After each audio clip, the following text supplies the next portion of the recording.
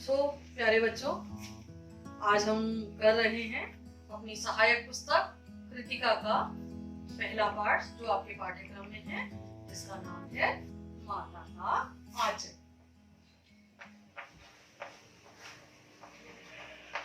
माता का किताब में नाम लिखा हुआ है अंचल। अंचल या आंचल एक ही चीज होता है, या तो इसको ये कह सकते हैं या फिर इसे ये कह सकते हैं। उसमें कोई छेड़छाड़ नहीं की गई है, जैसा हमारे लेखक ने लिखा था वैसा ही लिखा हुआ है। और इसको लिखा किसने है?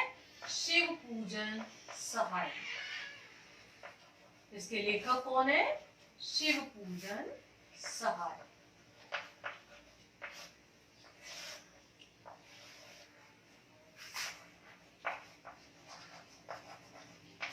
तो ये जो पूरा पाठ है वो इनके जीवन से संबंधित है। इन्होंने अपने बचपन को इस पाठ के माध्यम से अभिव्यक्त किया है कि किस प्रकार उनका बचपन था और आज जो हमारा रहना सहना है, हमारे बचपन में क्या क्या परिवर्तन आ गए हैं। पूजन जी की तो बहुत पहले मृत्यु हो गई थी, तब से लेकर भी आज तक भारत में आमूल चूल परिवर्तन हुए हैं। जीवन शैली पूरी तरह से प्रथा हो गई। बचपन में इनको इनके माता पिता भोलानाथ के नाम से पुकारा करते थे। तो भोलानाथ थे, गोलू मोलू से बच्चे थे और शायद 4-5 साल के हो गए थे, उनका मुंडन नहीं हुआ था। मुंडन नहीं, हमारे जो भारत है वहां परंपरा है कि बच्चे के जो पहली बार बाल कटते हैं उसको मुंडन का नाम दिया जाता है। ठीक है, ये भी एक संस्कार है हमारे यहाँ। बालों को काटने का भी एक संस्कार होता है जिसको मुंडन कहते हैं। उससे उसके बाद कभी भी कहीं भी बालों को कटवाया जा सकता है, लेकिन जो पहली बार बालों का मुंडन होता है वो जो घर की और परिवार की परंपरा होती है उसके अनुसार होता है। तो या तो वो पहले साल होता है या तीसरे साल होता है या 5वें साल होता है। तो जो हमारे भोलानाथ जी थे शायद वो 5 वर्ष के हो गए थे या उससे भी बड़े थे, मगर उनका मुंडन नहीं हुआ था, इसलिए उनके बड़े बड़े से बाल थे। और जब लड़कों के बाल बड़े होने लगते हैं तो करली करली घुंघराले घुंघराले हो गए थे।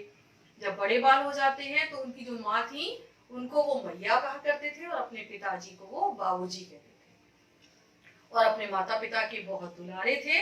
वो अपनी माँ से ज्यादा अपने पिता को स्नेह करते थे। पिता को स्नेह क्यों करते थे? क्योंकि जब वो पिताजी पूजा करते थे तो अपने साथ बिठाए रहते थे उनको। जैसे पिताजी अपने माथे पे तिलक लगाते थे, उनके माथे पे तिलक लगा देते थे। पिताजी उनके मछलियों को दाना डालने के लिए जो आटे की लोई बनाते थे, जो रामनामी वो लिखा करते थे, भगवान का नाम लिखते थे 500 बार 100 बार जो भी।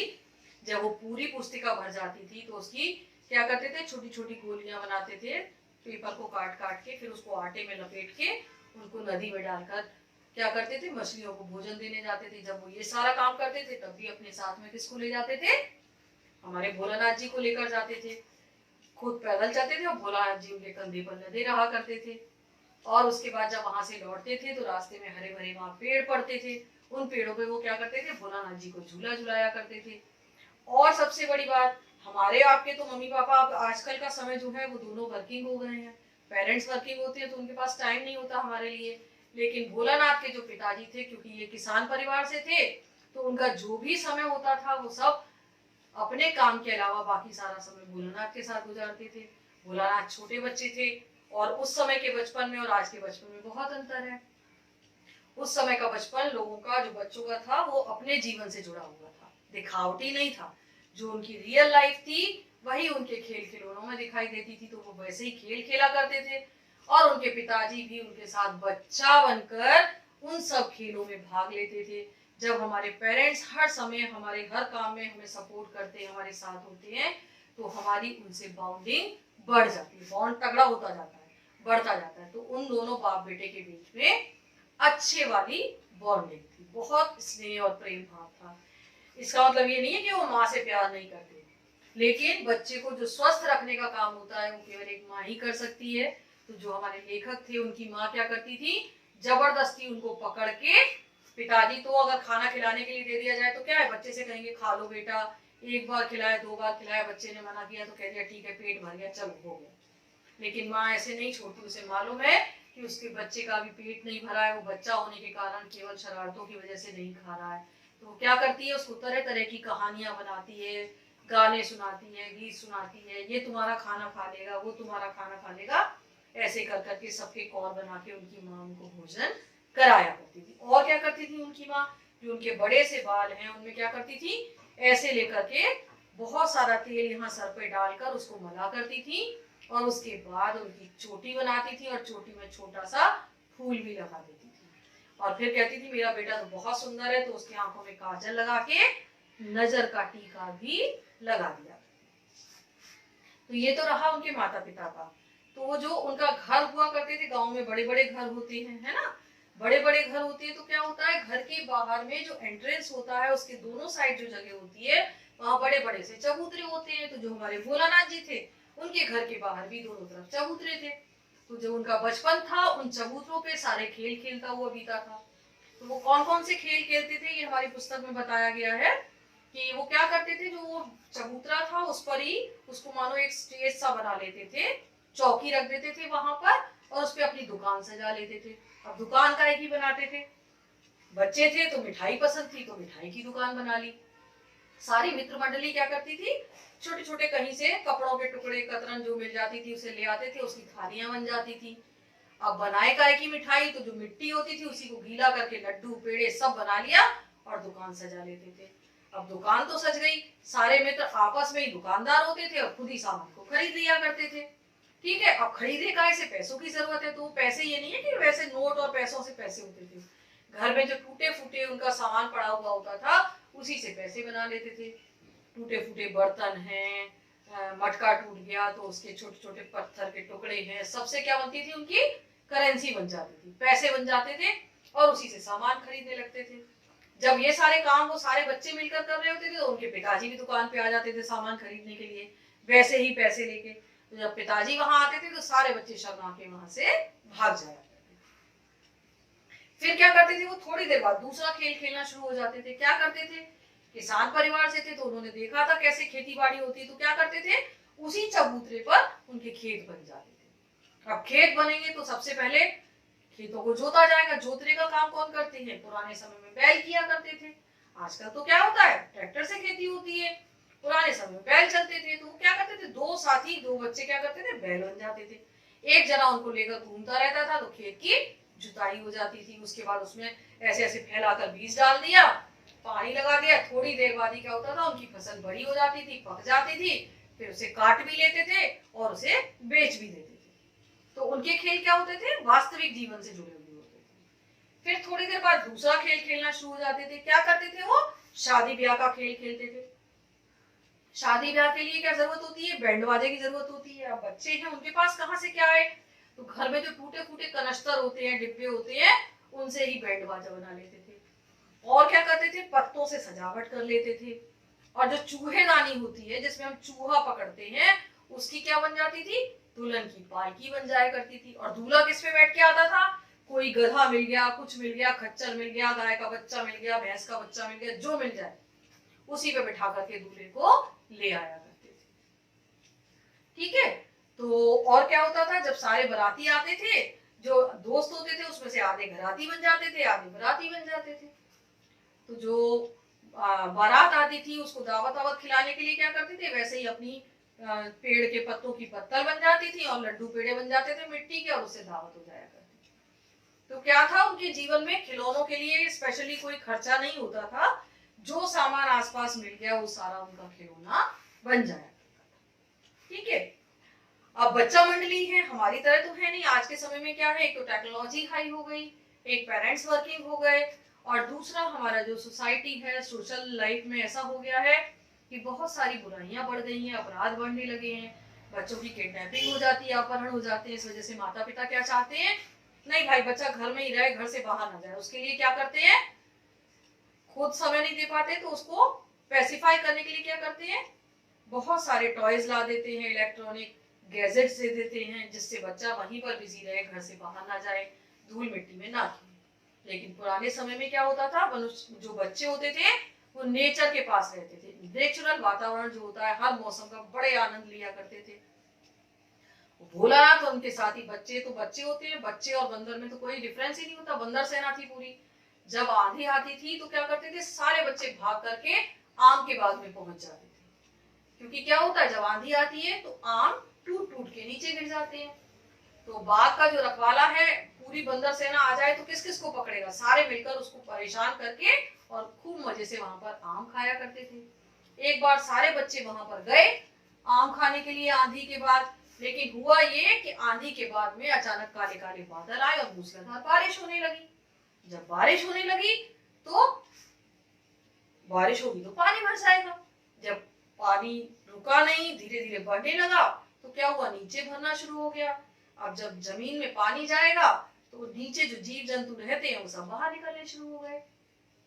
क्या हुआ, अंदर से काले काले बिच्छू निकलने शुरू हो गए। उनको देख के सारे बच्चे डर गए तो पेड़ को पकड़ पकड़ के चिपक गए, और जिससे कि बिच्छू उन्हें ना काट खाए। तो आम के रखवाला जो कर रहा था, आम का बाग वाला, उसको मौका मिल गया, बच्चों पे चिल्लाने लगा, तो सारे बच्चे वहां से भाग लिए उसको चिढ़ाते हुए। अब बच्चों के अंदर न्यू जनरेशन है, बहुत सारा जोश होता है, वो सारे तो भाग गए और वो अपना लाठी पीटता हुआ वहीं पर रह गया। जब सारे बच्चे भाग करके वहां से जा रहे थे तो क्या हुआ, उनको सामने से एक बारात गुजरती हुई दिखाई दी। डोली विदा करा करके दूल्हा लेकर जा रहा था। वो दूल्हा कैसा था, बहुत बुढ़ा था। तो बच्चों ने उसको चिढ़ाना शुरू कर दिया कि दुल्हन के बाप ने क्या देखा, अपनी बेटी की शादी बूढ़े से कर दी। उसको उन्होंने खूब चिढ़ाया। बच्चे तो बच्चे होते हैं, जो चीज धुन चढ़ जाए वो सारे मिलके करने लगते हैं। और जो दूल्हा था वो क्योंकि बुजुर्ग था, उनके पीछे भाग तो सकता नहीं था, वो वहीं से बड़े बड़े मिट्टी के डेले उठा उठा करके उन बच्चों पर मारने लगा।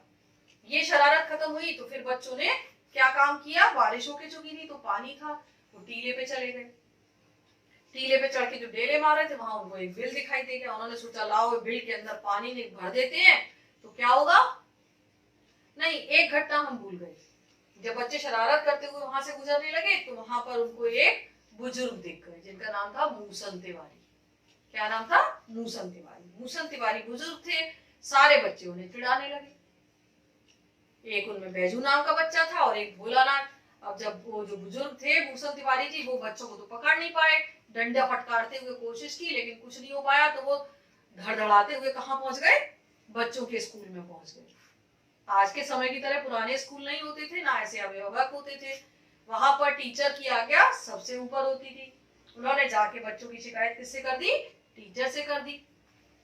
अब गुरुजी ने क्या किया, 4 बच्चों को बुलाया और बच्चों को पकड़ने के लिए भेज दिया। जो बच्चे तेज थे, बड़े थे, वो सारे तो भाग गए। एक तो बैजू पकड़ में आ गया और एक हमारे भोलानाथ जी पकड़ में आ गए। ठीक है, अब भोलानाथ जी को पकड़ करके क्या किया, दोनों को वो ले गए स्कूल में और वहां पर मास्टर जी ने उनकी संटियों से सुताई शुरू कर दी। जो बच्चे वहां से भाग के गए थे उन्होंने जाके सूचना दे दी। भोलानाथ जी के पिताजी स्कूल में पहुंचे। उन्होंने जो अध्यापक थे उनसे क्षमा याचना की, जैसे तैसे भोलानाथ को लेकर के वहां से चले और उनको गले से लगा के चुप कराने का प्रयास करने लगे। लेकिन भोलानाथ थे कि रोए चले जा रहे थे। और थोड़ी देर बाद जब वो वहां से चल ही रहे थे, रास्ते में कौन मिल गई, फिर से उनकी शैतान मंडली मिल गई, मित्र मंडली। तो भोलानाथ जी अपने रोने धोने को तो भूल गए, मचल मचला के पापा की गोदी से उतर गए। यानी क्या होता है, बच्चा कितना भी रो रहा हो, कितना भी दुखी हो रहा हो, लेकिन जब मित्र मिल जाते हैं, क्या होता है, आजकल कोरोना ने मित्रों से दूर कर दिया है तो उसका असर आप पर भी हो रहा है ना। ऐसा लगता है लाइफ बिल्कुल बोर हो गई। तो हमारे जो भोलानाथ जी थे वो गोदी से तुरंत उतर गए। पिताजी ने उन्हें उतारा और वो घर चले गए और वो अपनी मित्र मंडली के साथ फिर शरारत करने लगे। तो मित्र मंडली ने क्या काम किया, जो पानी भरा हुआ था उस पानी को बिल में भरना शुरू किया। जो मैंने अभी बताया कि पहाड़ी के ऊपर उन्हें एक बिल दिख गया, उस पे वो बिल पे पानी भरने लगे। उन्होंने सोचा इसमें चूहा निकलेगा, हमसे परेशान करेंगे, लेकिन वो चूहे का बिल नहीं था। वहां से निकल पड़ा एक सांप। सांप को देखते ही सारे बच्चे वहां से भागने लगे। भोलानाथ जी हमारे छोटे थे और पिताजी की क्योंकि गोद में थे तो नंगे पैर थे। तो क्या हुआ, उनके पैरों में भागते भागते क्या हुआ, जो पथरीली जगह थी वहां की कंकड़ियां चुभ गई और पहाड़ी पे चढ़े थे वहां जो कांटे थे वो सब उनके पैरों में घुस गए, खून बहने लगा। वहां से दौड़ते दौड़ते सीधे भोलानाथ कहीं नहीं रुके, अपने घर में आके रुके। घर में आए तो पिताजी बाहर बैठे हुए थे। जो गांव होते हैं वहां पर बेटा पुरुषों की बैठक अलग होती है और अंदर का घर अलग होता है, जहां पर हर किसी को आने की अनुमति नहीं होती और हर समय सब एक जगह नहीं बैठे होते, तो पिताजी बैठक में बैठे थे। जब भोलानाथ को इस हाल में देखा तो पिताजी ने उसको बहुत रोका, पूछा, आवाज देते रहे, लेकिन भोलानाथ चाहे वो कितना भी उनको पिताजी से लगाव था वहां नहीं रुके, सीधे दंदनाते हुए अपनी माँ के पास पहुंच गए। उनकी माँ उस समय चावल साफ कर रही थी, फटक रही थी। तो जब भोलानाथ को उन्होंने इस हाल में देखा, उन्होंने चावलों को एक तरफ फेंका और जल्दी से भोलानाथ को अपनी गोद में बिठा लिया, और जो उनका साड़ी का पल्ला था उससे भोलानाथ को पोंछा, पूरा लाड़ प्यार करके उनको चूमा, और भोलानाथ हिचकियां लेते लेते माता की गोद में पूरी तरह से चिपक कर बैठ गए, पिताजी के पास नहीं गए। इसी के आधार पर इस पाठ का नाम माता का आंचल रखा गया है, कि वो भोलानाथ जो हर काम में पिताजी के साथ रहते थे, जिसके हर काम में पिताजी शामिल रहते थे, उनके खेल में, कूद में, जीवन में, सब में पिताजी का महत्व था। लेकिन जिस समय उनके जीवन में कठिनाई आई, परेशानी आई, मुसीबत आई, उस समय उनको पिताजी का साथ नहीं चाहिए था, वो सीधे अपनी माँ की गोद में आकर ही छिपे। उनका माँ का आंचल ही उनको ज्यादा सुरक्षित लगा। ऐसा क्यों है?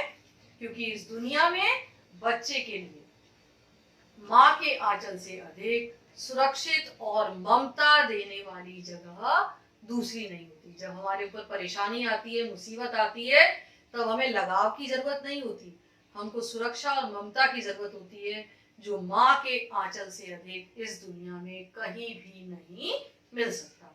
इसी आधार पर इस पाठ का नाम माता का आंचल रखा है। आई होप सुनने के बाद आपको पूरे पाठ को दोहराने में आसानी रहेगी, और परीक्षा में भी इसको जब हम एक बार सुनेंगे तो सारे क्वेश्चंस के आंसर हमको आसानी से मिल जाएंगे। तो एक बहुत बड़ा जो इसमें वो है क्वेश्चंस, वो है कि जो पुराने समय में हमारा ग्रामीण जीवन था और आज का जो जीवन है उसमें क्या परिवर्तन हुए हैं। आज के गांव पूरी तरह परिवर्तित हो गए हैं।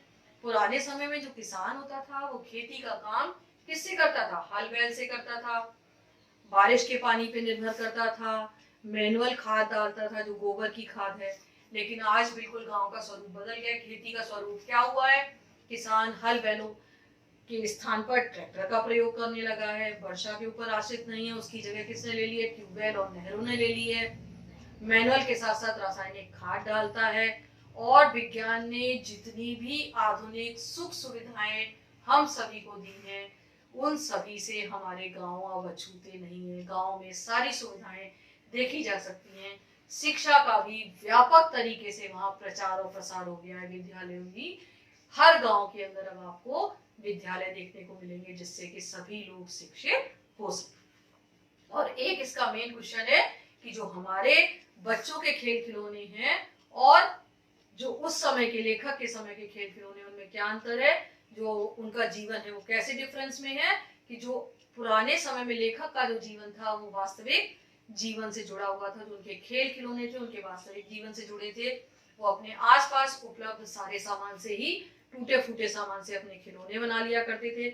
जबकि और उनके माता पिता सदैव उनके साथ रहते थे। वो हर मौसम का आनंद उठाया करते थे, प्रकृति से जुड़े हुए थे, उनमें दिखावा, छल कपट बिल्कुल नहीं था, जैसे थे वैसे ही रहते थे। लेकिन आज का जीवन पूरी तरह परिवर्तित हो गया है। माता पिता के पास बच्चों के लिए समय नहीं है, और दूसरी बात, हमारे बच्चे आजकल धूल मिट्टी से दूर रहते हैं। माता पिता उन्हें धूल मिट्टी में खेलने नहीं देते हैं।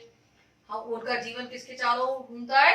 इलेक्ट्रॉनिक खिलौनों और गैजेट्स के चारों ओर घूमता है। इसीलिए उनमें अपनापन और नैसर्गिकता, नेचुरल नहीं है, वो दिखावे वाला जीवन जिया। और जब जरूरत होती है, लेखक के माता पिता का साया सदैव उनके साथ रहा था, जिससे कि उनका आत्मविश्वास बढ़ सके, उनके अंदर हिम्मत, ताकत बढ़ सके। लेकिन कभी कभी हमारे साथ वो वाली परिस्थितियां होती हैं जब हमारे बच्चों को हमारी जरूरत होती है, तो अपने काम के कारण माता पिता के पास उनके लिए समय नहीं होता। एकाकी परिवार का प्रचलन बढ़ने से ये समस्या और भी अधिक बढ़ गई। मैं समझती हूँ अब पूरा पाठ आपको आसानी से समझ में आ गया होगा, कोई परेशानी नहीं आएगी। Have a nice day and take care of yourself, and please like and subscribe my channel. Love you all.